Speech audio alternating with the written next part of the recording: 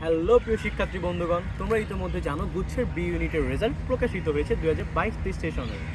So তোমাদের যদি গুচ্ছের result 42+ থাকে, অর্থাৎ তোমাদের মেরিট পজিশন যদি থাকে 10,000-এর নিচে, তবেই বলা যায় তুমি গুচ্ছের যে কোনো একটি বিশ্ববিদ্যালয়ে ভর্তির জন্য যোগ্যতা অর্জন করেছো।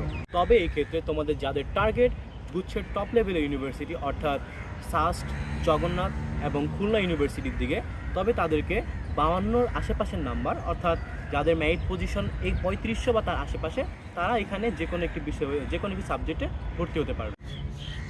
তোমার টার্গেট যদি হয়ে থাকে জগন্নাথ বিশ্ববিদ্যালয়ের আইন এবং ভূমি ব্যবস্থাপনা ও আইন, তবে সেক্ষেত্রে আইনের জন্য তোমাকে 59-এর আশেপাশে নাম্বার পেতে হবে এবং তোমার মেরিট পজিশন রাখতে হবে 350-এর নিচে।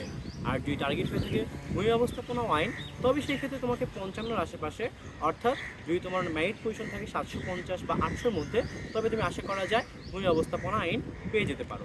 উল্লেখযোগ্য বিষয় এই যে আমি এতক্ষণ যে সাবজেক্টগুলোর কথা বলেছি, যে মেরিট পজিশনের কথা বলেছি, অর্থাৎ 42 বা 40 নাম্বারের মধ্যে যাদের মেরিট পজিশন থাকবে, তারা গুচ্ছের ভালো ভালো সাবজেক্টে ভর্তি হতে পারবে। তবে তুমি যদি একটু নিচের ইউনিভার্সিটি বা নিচের ক্যাটাগরি সাবজেক্টগুলোর দিকে চিন্তা করো, তবে কিন্তু তুমি আরও কম নাম্বার পেয়েও চান্স পেতে পারো। তবে সেই ক্ষেত্রে তোমাকে ভালো মতো সাবজেক্ট চয়েস দিতে হবে এবং বিশ্ববিদ্যালয় চয়েস দিতে হবে, তবেই আশা করা যায় গুচ্ছের যে কোনো একটি বিশ্ববিদ্যালয়ে তুমি চান্স পেয়ে যাবে।